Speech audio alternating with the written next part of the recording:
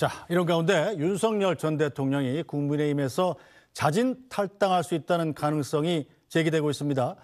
윤 전 대통령의 측근으로 알려진 서정욱 변호사가 한 얘기인데 윤 전 대통령의 출당에 대해서는 김문수 후보 반대했었죠. 이 소식에는 어떻게 답했는지 들어보겠습니다. 진짜 중요한 거는 이제 그 출당, 대통령이 나가느냐 안 나가느냐. 옛날에 박근혜 대통령 출당 때 홍준표 후보가 요구했잖아요. 그랬죠. 당이 요구를 먼저 해서 밀려나듯이 하면 이게 공멸합니다. 그러면 이게 친윤 강하게 지지하는 분들이 많이 돌았을 거예요. 따라서 그런 식으로 모양하면 안 되고 대통령이 희생적인 결단을 먼저 하는 거예요. 아하. 대통령이 나를 밟고 가라. 내가 알아서 그 당을 나가겠다. 네. 그리고 김문수 후보 중심으로 모아서 대선 반드시 승리해라. 이런 식으로 대통령이 먼저 희생적인 결단을 하면서 이걸 받아서 이제 그 단합이 되면 그러면 이게 어느 정도 반명 빅텐트가 네. 가능하거든요. 네. 저는 조만간 빠르면 내일이라도 희생적 먼저 선제 탈당. 네. 그러면 또 다시 한번 대선판이 휘청거릴 수가 있거든요. 오늘 선제 탈당하실 수도 있다는 얘기가 나오고 있거든요. 어떻게 보시는지. 그건 제가 듣지 못했습니다만은 대통령께서 잘 판단하실 것으로 저는 생각하고 있습니다. 대통령의 판단을 존중하는 것이 옳다고 생각합니다.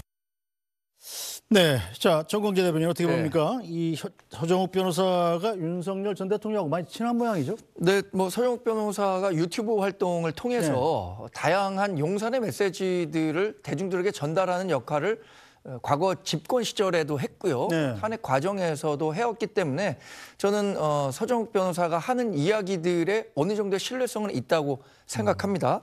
근데 기왕 얘기가 나왔으니까 서정욱 변호사 얘기한 것처럼 윤석열 전 대통령이 이제 우리 당과의 관계에 대해서 본인이 정리할 수 있는 용기가 필요한 시점이 임박했다. 저는 이제 왔다고 판단합니다. 지금 김용태 비대위원장 내정자를 비롯해서 당내에서 이 윤석열 전 대통령과의 관계를 어떻게 설정해야 하는가. 그래서 그 관계 재설정을 바탕으로 중도 표심을 어떻게 가져올 수 있을까에 대한 고민이 한창 진행 중인데 김문수 후보 같은 경우엔 출당이나 탈당 조치에 대해서 본인이 주도적으로 하겠다라고 얘기는 하지 못하고 있단 말이에요.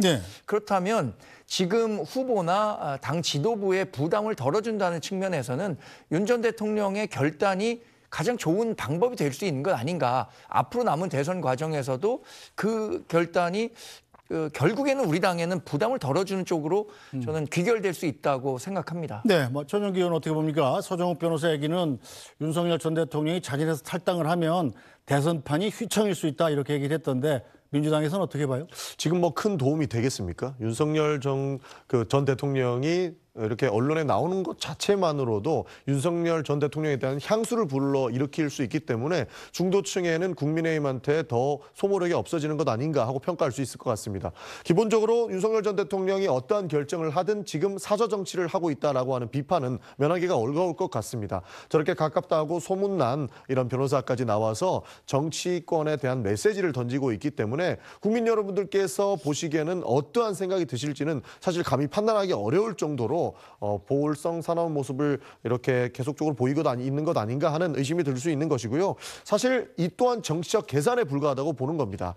사실 윤석열 전 대통령을 명확하게 밀어내는 모습 그리고 선을 긋는 모습을 보여주려면 중요한 정치적 결단을 통해서 밀어내는 모습, 출당시키는 모습이 오히려 국민들한테는 더 와닿을 수 있겠죠.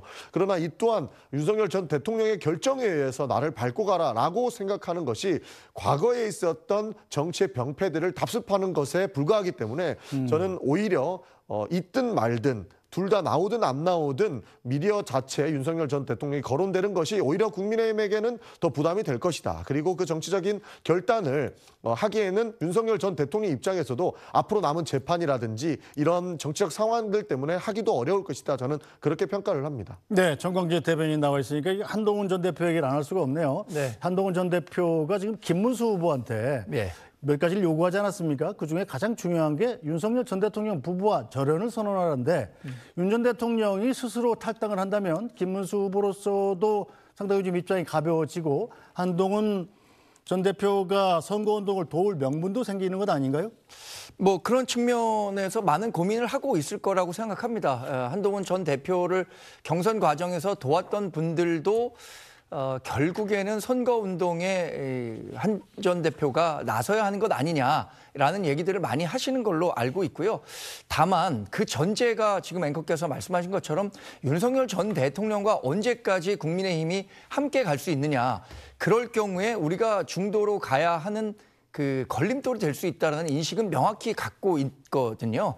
그 부분에 대한 명분이 마련된다면 전 한 전 대표도 본인의 앞으로의 정치적인 미래를 생각한다면 이번 그 김문수 후보의 대선 캠페인 기간 중에 등판해야 한다고 생각하고 그런 고민을 충분히 하고 있고 그때가 곧 올 것이다라고 기대하고 있습니다. 네, 자 조정기 의원 보시기에는 한동훈 전 대표가 김문수 후보를 돕는다면 어느 정도 폭발력이 있다고 생각하십니까? 실제로 큰 도움은 되겠죠. 아무래도 중도층에 대한 소구력은 조금은 플러스 된다 이렇게 평가는 하지만 김문수 후보가 받기 어려운 세 가지를 저는 내걸었다고 봅니다. 물론 뭐 첫 번째, 두 번째 같은 경우에는 당에 대한 쇄신이나 그리고 윤석열 전 대통령에 대한 그 선을 긋는 모습을 기대한 것 같은데 세 번째가 한독수 단일화 약속을 내걸고 당선된 것을 사과하라라고 하는 것인데 말은 이렇게 이쁘게 했습니다만 결국에는 거짓말한 거 사과하라라고 하는 뜻으로 읽힐 수 있거든요. 결국 지금 한독수 후보와 단일화가 되지 않았던 것 그리고 결국에는 말을 바꿨던 부분들을 김문수 후보한테 사과하라고 하는 것인데 그러면 또 내부 총질로 김문수 캠프를 느낄 수 있을 거라고 봅니다. 그래서 받을 수 없는 내용들을 사과하라고 했기 때문에 김문수 후보 측에서 모두를 받을 수는 없을 것이고 그렇게 된다면 한동훈 측에서 명분을 가지고 김문수 후보를 지원하기에는 어려운 그런 미궁 속으로 들어가는 것 아닐까 하고 평가할 수 있을 것 같습니다. 알겠습니다.